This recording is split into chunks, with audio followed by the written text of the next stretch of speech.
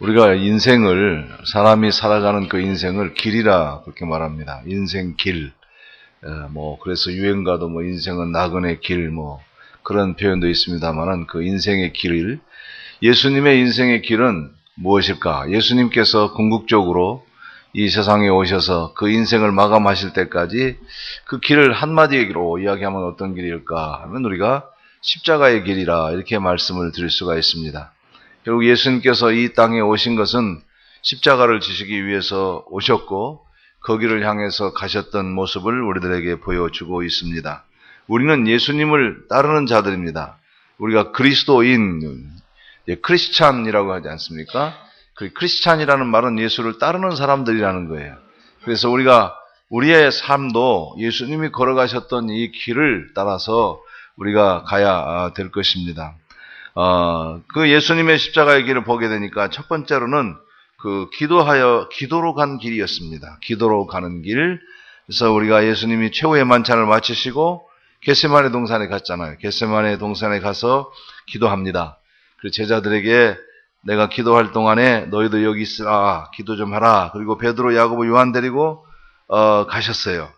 그리고 여기 보니까 심히 고민하여 내가 죽게 되었으니, 예수님이 십자가를 앞두고 있습니다. 지금 이제 십자가를 져야 되는데 그 십자가를 질 것을 생각하실 때 예수님 너무너무 괴로웠어요. 왜냐하면 십자가의 고통이 어떤 것인가를 예수님이 알기 때문이죠. 십자가는 우리는 지금 예쁘게 금으로도 또 이렇게 보석으로도 만들어서 장식으로 이렇게 달고 다니잖아요. 십자가가 장식품도 되고 마스코트도 되고 그렇습니다만은 십자가는 원래 이게 형틀입니다. 형틀. 그리고 죄인 중에서도 가장 흉악한 범죄자들, 그러니까 나라를 뒤엎으려고 했다든지 아주 극악한 죄를 범했다든지 이런 가장 악한 죄인들을 처형하는 그 로마의 사형법이에요.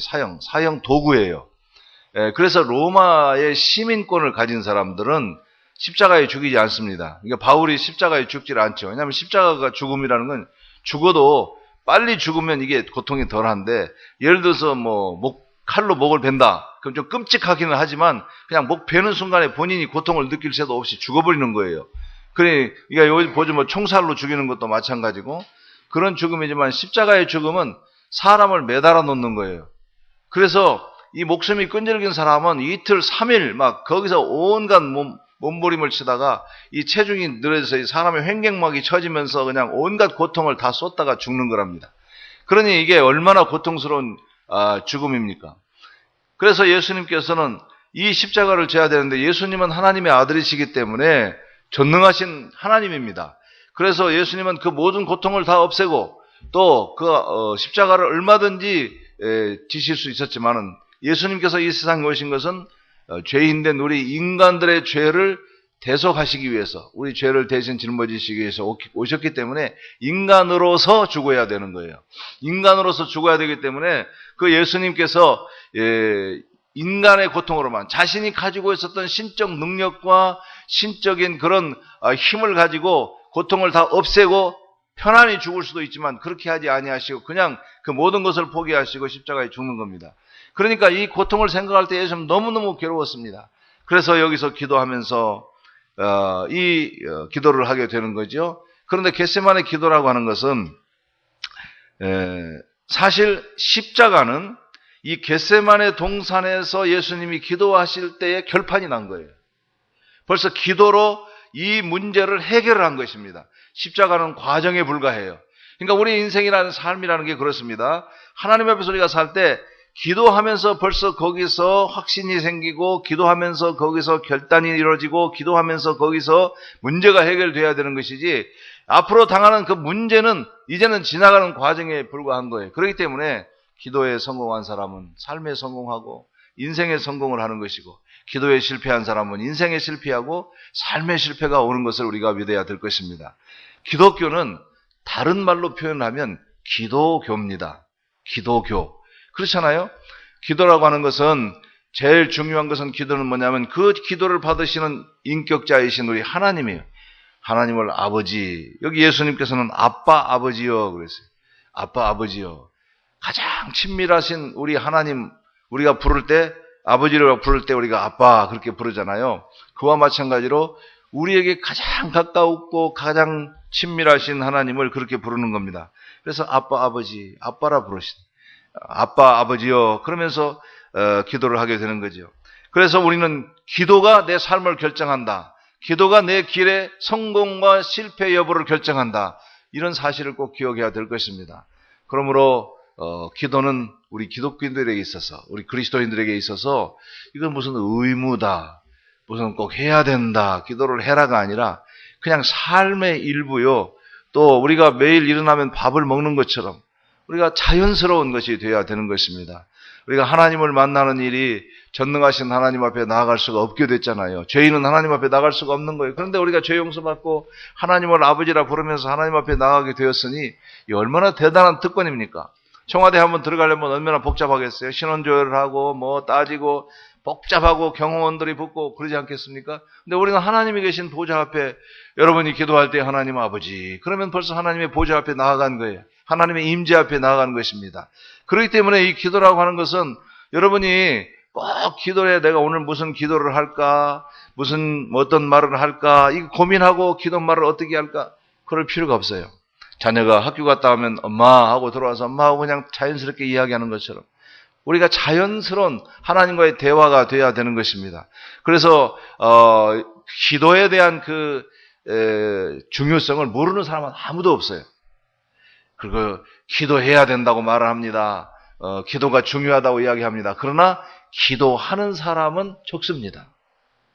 사람이요, 내가 옳은 말을 하고 옳은 생각을 하는 것과 내가 옳은 사람이 되는 것은 다른 문제예요. 저는 그런 걸 많이 봐요. 뭐 기도해야지요, 기도합시다 그러는데 기도 안 해요. 그런데 기도를 우리가 이게 참 이 기독교 신앙이라는 게 그래요. 듣고 은혜 받은 것으로 사는 게 아니라 훈련받은 대로 살아요. 그래서 우리 신앙이 어려운 거예요. 감동을 받죠? 설교도 듣고 은혜도 받고 뭐 집회에 참 감동을 받고 물론 감동을 받아서 움직이지만은 그러나 훈련을 받아야 되는 거예요. 훈련받고 습관처럼 몸에 배이지 않으면 그게 안 되는 거예요. 그래서 어려운 거예요. 많은 사람들의 은혜는 받죠. 은혜는 받지만 그 은혜 받은 대로 살아가는 건 또 다른 얘기예요. 그렇기 때문에 우리가 여러분들이 평소에도 늘 이렇게 새벽을 깨우고 기도하고 밤에 잘 때도 기도하고 또 뭐 수시로 기도하고 이렇게 기도하는 것이 우리의 하나의 일상이 되어야 될 줄로 믿습니다. 그래서 우리의 십자가의 길은 기도의 길입니다. 두 번째로는 십자가의 길은 하나님의 뜻대로 가는 길이 하나님의 뜻대로. 여기 보니까 예수님이 어떻게 기도하셨냐면 그러나 나의 원대로 마옵시고 아버지의 원대로 되기를 원대로 하옵소서. 그래서 하나님의 원대로. 지금 예수님은 인간으로서 죽기 때문에 너무 고통스럽기 때문에 어떻게 이 잔이 넘어갔으면 이 과정이 지나갔으면 좋겠는데 그러나 내 원대로 내 마음대로 하지 아니하시고 아버지의 뜻대로 하기를 원합니다. 그렇게 기도하고 있는 것을 봅니다. 기독교는요, 모든 종교는 기독교 생각하기 전에 모든 종교는 나를 위해서 믿는 거예요. 나를 위해서. 뭐 옛말에 그런 속담이 연불도 저 위에서 하는 거지 뭐 그런 말이죠. 중들이 연불을 하고 무슨 뭐 절을 하고 시주를 해도 다 내 유익을 위해서 하는 거예요. 물론 처음에 우리가 예수님을 믿을 때 예수 믿으면 천당에 간다더라, 예수님은 영생을 얻는다더라, 예수 믿으면 마음이 기쁘다더라, 예수님 믿으면 좋다더라, 일이 잘 된다더라. 그렇게 시작할 수는 있어요. 그러나 우리가 이제 예수님을 영접하고 우리가 신앙생활을 하다 보면 이 기독교라는 나 좋으라고 믿는 종교가 아니라 하나님 좋으시라고 믿는 종교가 돼야 되는 거예요. 그 단계로 가야 되는 거예요.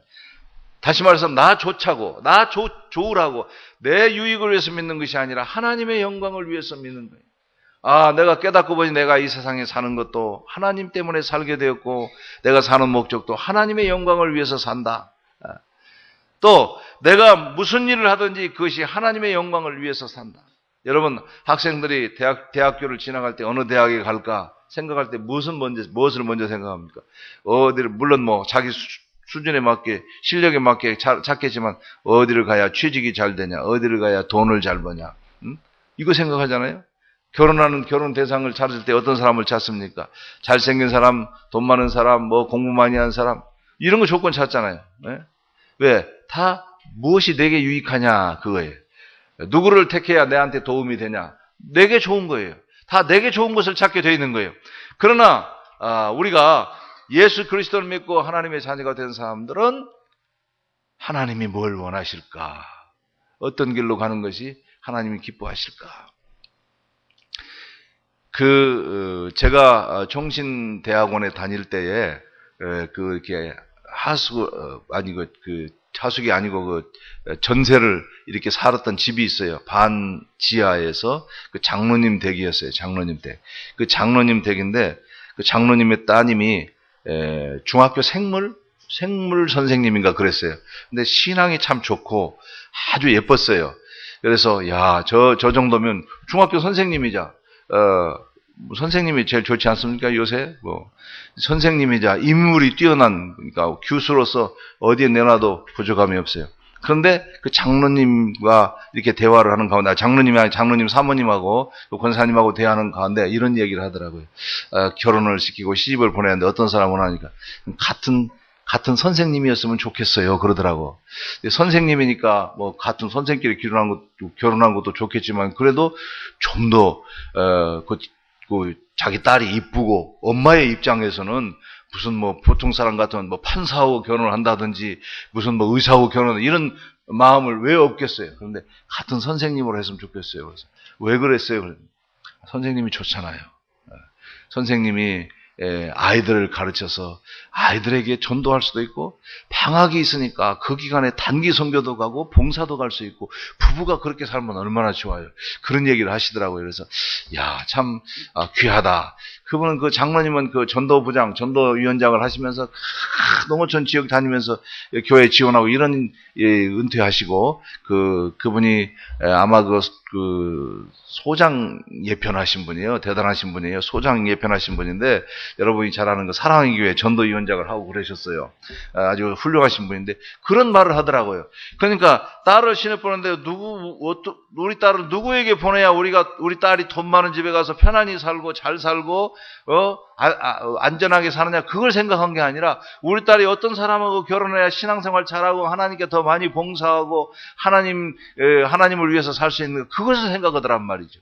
그러니까 나의 원대로 인간적인 원이 왜 그거 없겠어요? 인간적으로는 저도 그래요. 저도 우리 딸이 시집 가서 부자로 살고 그러기를 원하지 가난한 구석에 들어가서 막 고생하고 살고 그런 거 원하겠어요? 그러나 그런 거 이전에 나의 원대로 마시고 아버지의 원대로 되기를 원하나이다. 여러분, 그래서 기독교는 자기를 내려놓는 종교예요. 예수님께서 아무든지 나를 따라오려거든 자기를 부인하고 날마다 제 십자가를 지고 나를 따를 것이니라 그랬죠. 그래서 신앙생활에 있어서는요, 깨어난 성도가 있고요, 깨어진 성도가 있어요. 그러니까 여러분들은 예수 그리스도를 믿었어. 예수 그리스도 믿고 구원을 받았습니다. 확신이 있고 대부분 깨어난 성도들이에요. 몰랐다가 깨어난 거예요. 깨닫게 된 거예요. 허물과 죄로 죽었던 우리를 하나님이 살리셔서 내가 죄인이로구나. 그걸 깨닫다. 은혜 받은 게 뭐예요? 제일 먼저 은혜 받은 게 뭐냐면 내가 죄인이라는 걸 깨닫는 거예요. 죄인이라는 걸 깨닫고 하나님이 이 죄인을 위해서 예수님 보내셨구나. 예수님이 내 죄를 다 담당하셨구나. 예수님 믿으니 영생이 내게 준비되어 있구나. 하나님이 영생을 선물로 주신 이런 다 깨닫게 되는 거잖아요. 그래서 깨달은 성도들이에요. 대부분. 그러나 깨달았어도 우리 마음의 중심에 가장 중요한 자리에는 누가 앉았냐면 나라고 하는 이 자라고 하는 이게 살아있는 거예요. 그래서 나 좋아야 돼. 하나님을 믿고 교회 봉사하는 것도 내게 유익이 있어야 돼. 내게 돌아오는 것이 있어야 돼. 이런 마음으로 예수를 믿었으면 어린아이 같은 신자, 육신적인 신자다 그렇게 말할 수 있습니다. 그런 사람들이 구원받지 못하고 지옥 간다고 할 수는 없지만은 그러나 우리가 이제 그 단계에서 넘어가서 자기를 버리고 깨어져 버려야 돼. 깨어져 버려야 돼. 내 자아가 완전히 깨어지고 나는 죽고 그리스도께 살고 사도 바울이 했잖아요. 이제 내 안에 그리스도가 사시는 거다. 내가 그리스도와 함께 십자가에 못 박혔나니 그러므로 이제 내가 사는 것이 아니 오직 내 안에 그리스도께서 사신 것이라 그랬잖아요. 내가 살지 않고 주님이 사시는 거예요. 그래서 이렇게 사람이 이 자기를 내려놓으면 참 편합니다. 오래전에 어떤 여집사님이 운전을 이렇게 배워서 이제 차를 이제 초보 운전을 하는 거예요. 요즘은 그거 잘 안 하는 것 같은데 옛날에는 초보 운전하는 사람 뒤에다 초보 운전 써붙이고 다녔거든요. 요새는 요새도 붙입니까? 잘 안 보이는 것 같더라고요. 옛날에는 그걸 많이 붙이고 다녔어요. 초보 운전 붙이면. 왜냐하면 처음 운전할 때는 막 멈칫멈칫하고 뭐 빨리 가지도 못하고 뒷사람에게 방해가 되니까 미안하잖아요. 또 뒤에 오는 사람도 초보 운전 써붙이면 초보 운전인가 보다 이해를 하고 그러잖아요. 그런데 제가 보니까 어떤 사람은 초보 운전, 어떤 사람은요 애교스럽게 거기다 초보 운전이라고 하지 않고 거기다가 이렇게 썼더라고요. 선배님 죄송합니다. 그렇게 써붙이고 다니는 사람 봤어요. 근데 완전히 물귀신 형이 있더라고. 물귀신 형. 함께 물고 늘어지는 형이죠. 물귀신 형. 뭐라고 써붙였냐면 당신도 전에는 초보 딱 써붙이고 다니는. 근데 집사님이 차를 몰고 가는데 여러분 처음 운전할 때 생각나십니까? 얼마나 땀이 나면 등에서 땀이 나고 막 또 할 게 많어. 지금은 다 오토지만 옛날에는 또 이게 스틱 이거 크러치를 밟아야지, 뭐 등을 봐야지, 막 뒤에 보고 앞에 보고 옆에 보고 막 이게 처음에 하는 건 나중에는 자연스럽게 뭐 이렇게 되지만은 굉장히 힘든 거예요. 그래서 제가 하는데 뒤에서 그냥 그 트럭 하나가 오더니 막 빵빵 하는 거예요. 깜짝 놀라. 얼마나 놀랍니까 초보 때. 그래서 어느새 그 트럭 운전사가 옆으로 오더니 이렇게 밑에 창문을 열고 이렇게 내려다보면서 그 트럭 운전사가 그러더라는 거예요. 집에 가서 밥이나 해. 그러더라는 거예요. 또 이렇게 가는데 버스가 또 어느새 또 옆으로 와가지고는 앞에 뒤따라오다가 막 답답하니까 옆에 와가지고 버스 운전사가 이 창문을 내리더니 집에 가서 밥이나 해. 가만히 들으니까 막 뭐 욕하는 건 좋은데 내가 운전을 못하니까 욕하겠지 하는데 근데 공통적으로 끝에 가서 집에 가서 밥이나 해 그러더래. 그래서 집에 와서 이 초보 운전을 떼고 이렇게 붙였대. 지금 밥하러 갑니다 하고. 그랬더니 그 다음부터는 운전하는 사람들 옆에 와가지고는 다 창문을 내리고 또 옆에 승용차 운전하고 가는 사람도 옆에서 그러더라는 거예요. 지금 밥하러 갑니다. 자기를 다 내려놨어. 창피하지만 나는 형편없는 인간이라고 밥하러 가는 인간이라고 그랬더니 사람들이 다 그렇게 인정해 주잖아요. 여러분 이게요.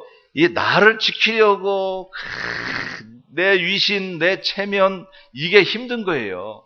없는데도 있는 척 해야 되고 모르는데도 아는 척 해야 되고 이게 나를 내려놓으면 편한 거예요.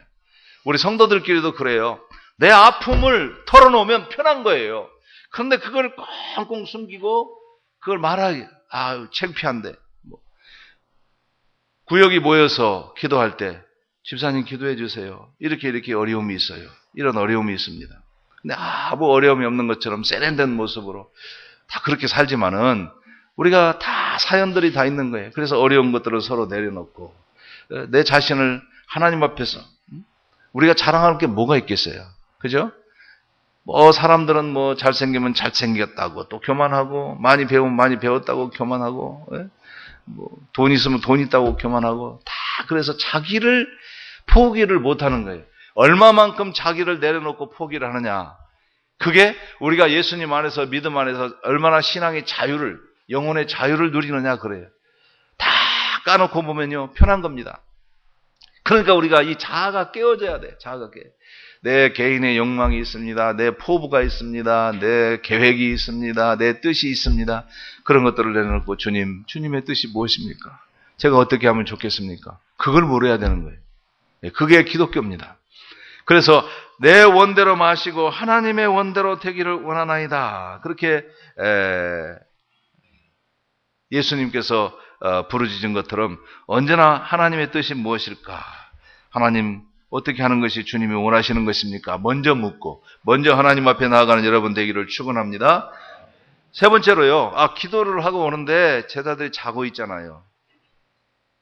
또 갔다 오니까 또 자고 있고 또 갔다 오니까 자고 세 번째나. 근데 세 번째 와서 예수님께서 하시는 말씀이 41절에 보니까 이제는 자고 쉬라 그만되었다. 때가 왔도다 보라 인자가 죄인의 손에 팔리느니라. 일어나라 함께 가자. 보라 나를 파는 자가 가까이 왔느니라. 이 제자들이 예수님의 입장에서 한번 생각해 보세요. 지금 예수님은 죽음이 오고 있잖아요. 그것도 십자가의 죽음이 기가 막힌 이 고통을 당하고 죽어야 되기 때문에 참 예수님은 너무 고통스러워서 땀방울이 핏방울 되는 것처럼 그렇게 기도를 하고 제자에 기도 좀 해달라. 기도해다오. 그리고 갔는데 와서 보니 잠자고 있고 또 가서 또 잠자고 있고. 그러니 이 제자들이 얼마나 한심한 제자들이. 여러분 이 제자들이 보통 제자가 아니에요. 3년 동안 예수님 따라다녔고요. 특별히 예수님을 따라다니는데 이 제자들은 그냥 3년 합숙훈련한 사람들이에요. 보통 제자도 그렇게 훈련받고 예수님의 기적 현장 다 목격했지. 예수님의 가르침을 가장 가까이서 다 들었지. 뭐 그런데도 불구하고 그들은 잠들어 있는 거예요. 한심하기 짝이 없어요. 그리고 예수님께서 이제 나를 잡으려고 하는 자가, 나를 파는 자가, 유다가, 가룟 유다가 이제 사람들을 끌고 왔잖아요. 잡혀가면 조금 있다가 이 제자들이 다 뿔뿔이 흩어지고 도망가고 뭐 부인하고 뭐 그거 모르겠어요. 예수님께서 다 알고 계셨어요. 다 알고 계셨는데 그런 제자들에게 야, 참 너희도 한심하다. 내가 3년 동안 너희들 이렇게 가르쳤냐? 내가 여지껏 수고하고 너희들을 그렇게 가까이서 내 말을 듣고 내가 행하는 모든 기적을 다 보고 그랬음에도 불구하고 어떻게 이럴 수가 있니? 이렇게 한심하니? 그러면서 예수님께서 다 필요 없다. 다 필요 없어. 누가 내 마음 알겠느냐? 와서 가라. 조금 있다가 와서 나를 잡으려고 오는 사람들이 오면은 뭐 칼을 빼고 뭐 귀를 자르고 복잡하게 할 거 없이 지금 다 가. 근데 그렇게 하지 아니하시고 일어나라, 함께 가자. 사랑하는 여러분, 이 신앙의 길이라고 하는 건요, 실패해도 다시 일어나서 가는 길입니다. 사탄은요, 우리가 실족하기를 원해요. 쉽게 얘기하면 죄짓기를 원하고 실수하기를 원하고 잘못하기를 원해요. 그래서 유혹해요. 그러나 사탄이 더 원하는 건 뭐냐면 그 죄짓고 절망해버리고 낙심해버리고 포기하는 걸 더 좋아합니다. 그래서 우리가 예수 그리스도를 믿는다고 하는 건요, 결코 우리가 어떤 실수를 하고 어떤 잘못을 저질러도 다시 일어나야 돼. 왜? 주님이 그걸 원해요. 놀라운 건요, 이 마가복음에 그렇게 기록되어 있는데, 그리고 이제 이 시간이 지나고 잡히시잖아요. 잡히고 이제 끌려가서 뭐 대제사장이 가서 그 신문을 받으시고 사내들은 공회를 모여서 예수님을 정죄하고 빌라도 앞에 가고 막 이런 일이 일어나잖아요. 그때 이제 대제사장 집에서 예수님이 대제사장에게 막 신문 당하고 막 그럴 때 베드로가 무슨 사건 저지른지 알죠? 뭐 했죠? 3번 부인하죠. 3번씩이나 부인했어요. 그리고 닭이 울고. 그리고 이제 베드로가 예수님과 함께 최후의 만찬을 할 때 어떤 말을 했냐면 너희가 다 나를 버리고 도망갈 것이다. 그럴 때 베드로는 뭐라고 얘기했냐면 주님, 내가 주와 함께 죽을지언정 내가 주를 버리지 않는다 그랬어요. 그때 그 말을 할 때 주님, 내가 주님과 함께 죽는다 하더라도 주님 나는 배반하지 않겠습니다. 그 말할 때 베드로가 양심을 속이고 거짓말합니까? 베드로의 본심이었습니까? 본심이었어요. 베드로의 진심이었어요. 그때 정말 나는 주님과 함께 끝까지 죽는 데까지 따라가겠습니다 했을 때 그 베드로의 진심이었어요. 여러분, 우리가 진심으로 마음을 품고 정말 거짓 없이 내가 생각하고 계획을 세워도 그 진심대로 본심대로 살 수 없는 것이 우리 인생이에요. 누가 하나님 앞에 충성하고 싶지 않나? 너 하나님 앞에 진실하고 정직하고 믿음으로 살고 더 충성하고 싶다. 다 우리 본심이에요. 그러나 그 본심이고 이 진심도 내 힘으로 안 된다 그래요. 기도에 실패하니까 바로 그게 실패하잖아요. 그러니 베드로가 갖고 있는 이 절망감이 얼마나 크겠습니까? 그렇잖아요. 큰 소리 쳤잖아. 이 나서기 좋아하는 나서방 베드로. 나는 주님과 함께 죽을지언정 절대로 배반하지 않습니다. 그래 놓고 예수님을 3번이나 부인했으니 이게 얼굴 들 면목이 있겠습니까? 시리에 빠져 있었어요. 그런데요, 좀 뒤로 한번 넘겨봅시다. 마가복음 16장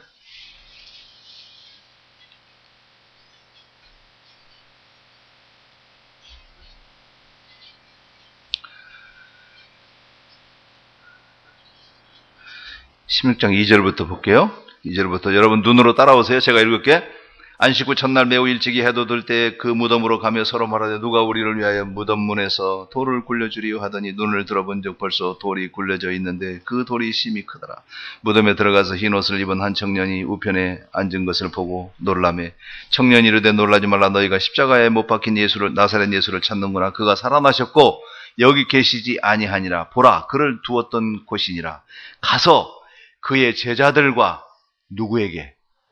베드로에게 이르기를 예수께서 너희보다 먼저 갈릴리로 가시나니 전에 너희에게 말씀하신 대로 너희가 거기서 배우리라 하라 하는지라. 자, 안식 후 첫날 막달라 마리아와 또 다른 야고보 어머니 마리아와 살로메 이런 여자들이 예수님의 시체에 바르려고 향품을 가지고 왔어요. 정말 예수님 사랑한 사람들이었어요.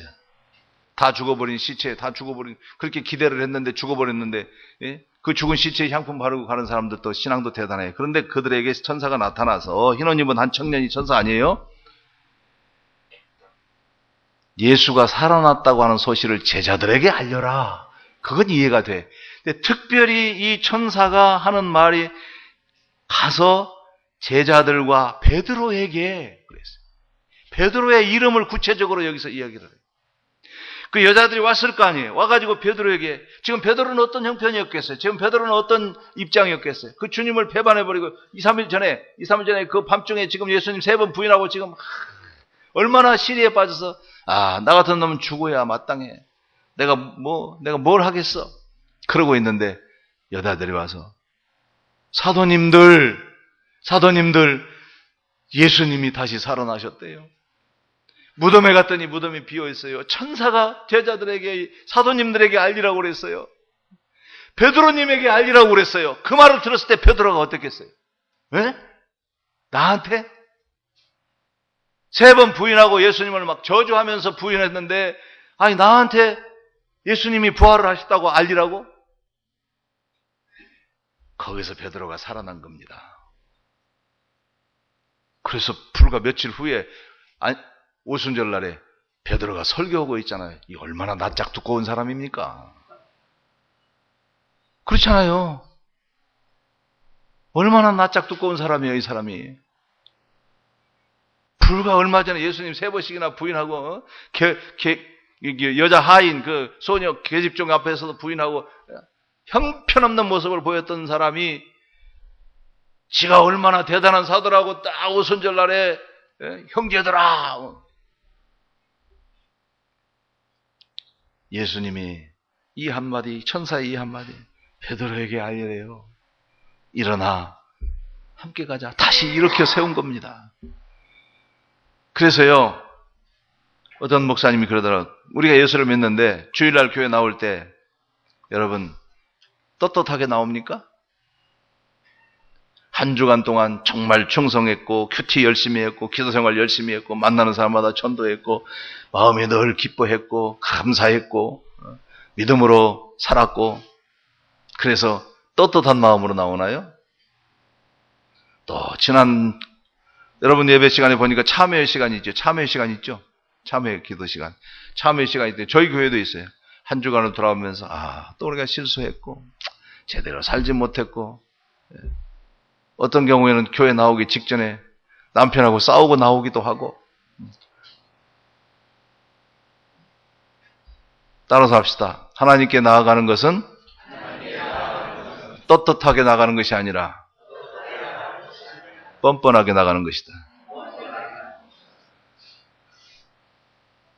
주님은 그걸 원하세요. 실패한 베드로지만, 실패한 제자들이지만 일어나 함께 가자. 그리고 대표적으로 예수님을 부인했던 베드로에게 가서 베드로에게 그 말을 들었을 때, 베드로님에게 알리라고 그랬을 때 얼마나 그 심령이 회복이 됐겠어요. 우리가 하나님 앞에서 부족하고 부끄러워도 우리가 어디를 가겠어요? 잘못했지만 다시 또 하나님 품으로 들어와야죠. 요나가 니느웨에 가서 복음을 전하라고 그랬죠. 니느웨는 이스라엘 원수 같은 나라예요. 저 원수 같은 나라를 어떻게 가서 복음을 전해서 살리냐. 그리고 다시 쓸어내려요. 엉뚱한 데로 가서 하나님의 낯을 피하여, 그런 말, 하나님 낯을 피하여 도망갔어요. 딴 데 가서 전도하면 되지, 꼭 가라는 데로 가면 되나? 내가 그거 미워 죽겠는데. 그러다가 풍랑을 만나서 바다에 던져져서 물고기 뱃속으로 들어가죠.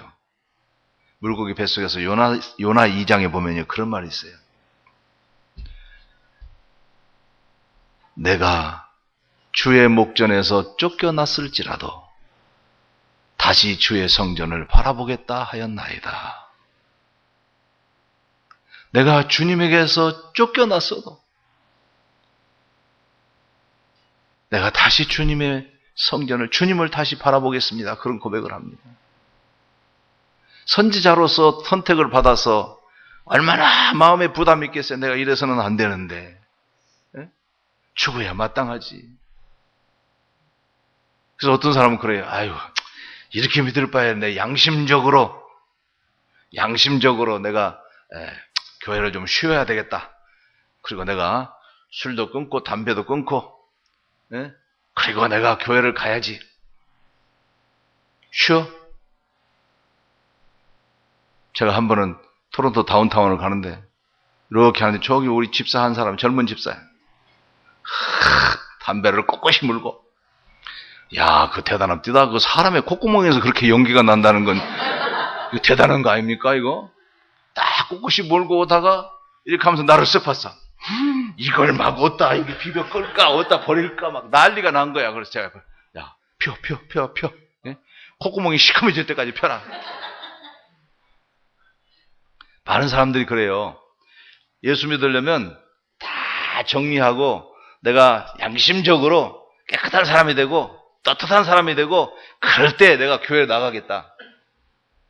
그게 지 마음대로 안 되는 거라니까. 예수님의 제자였던 베드로도 진심은 예수님을 끝까지 죽기까지 따라가는 건데 안 되잖아.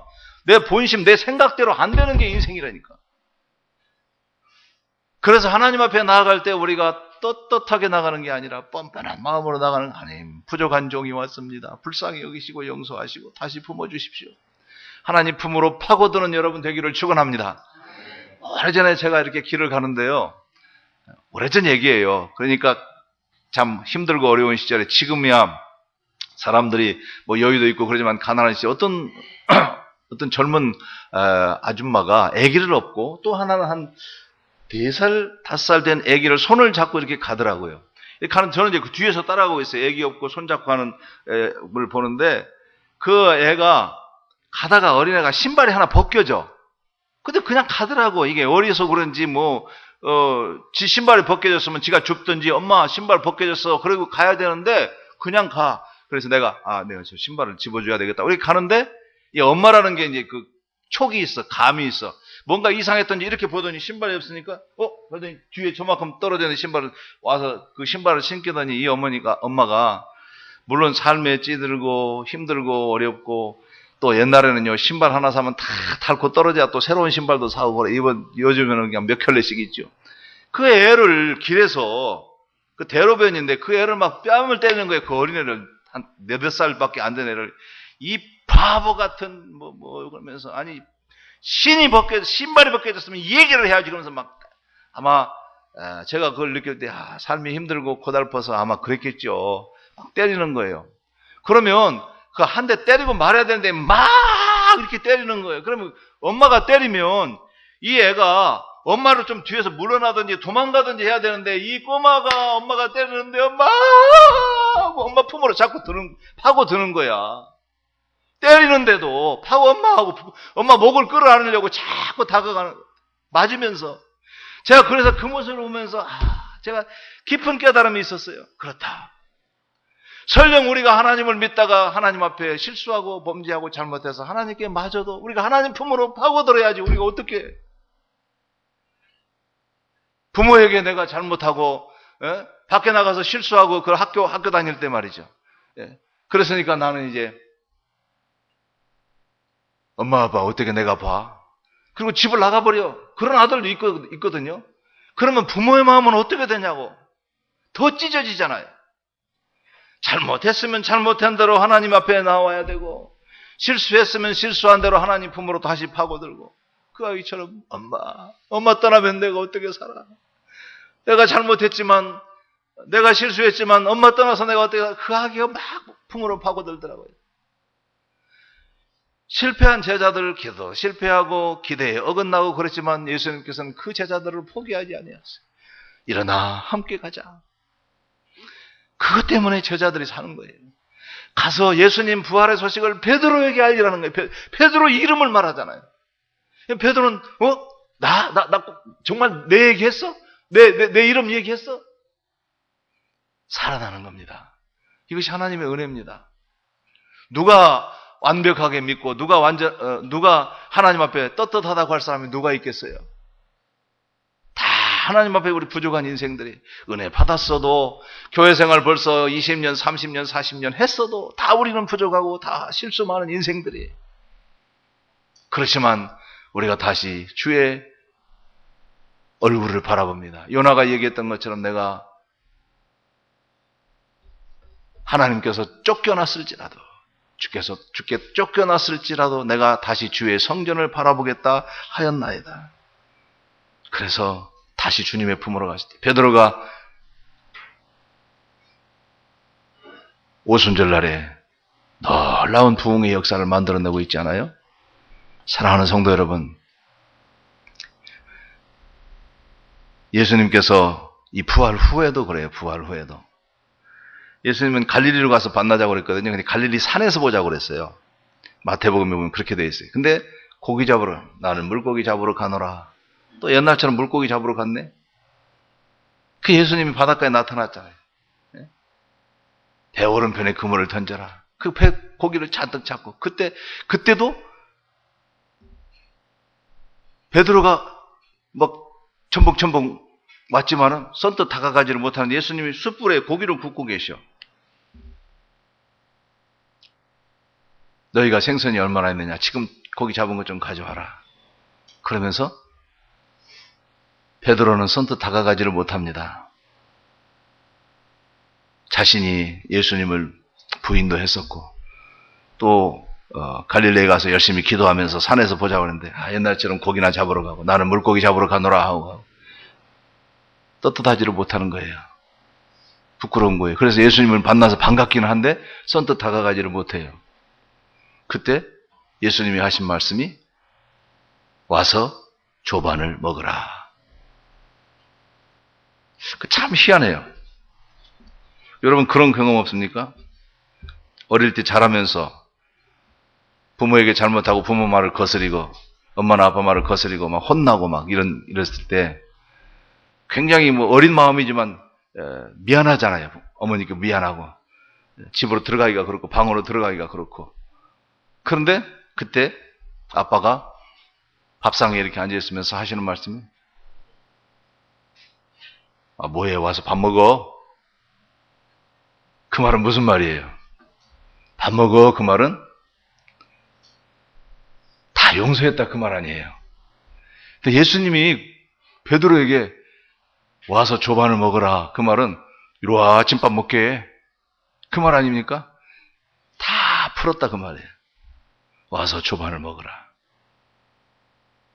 이제 그런 과정을 통해서 베드로는 예수님 증거하다가 전승에 의하면 거꾸로 십자가에 못 박혀 돌아가 죽었다고 그러잖아요. 주님은 그렇게 우리를 다시 소생시키지. 저는 시편 23편에서 제일 좋은 구절이 내 영혼을 소생시키시고 내 영혼을 소생시키시고. 여러분 예수 믿다 보면요, 목사를 하다 보면요, 이 디프레션에 이 침체에 빠질 때가 많아요. 내가 조금 더 잘했어야 되는데, 성도를 그렇게 대하지 말았어야 되는데, 내가 그 말은 하지 않았어야 되는데, 내 목사로서 인격이 이 정도밖에 되지 않고 디프레션에 빠져요. 어떤 때는요, 심지어 나 같은 놈은 목사 안 됐어야 되는 건데 그런 생각이 들 때도 있어요. 하나님 앞에 온전치 못하고.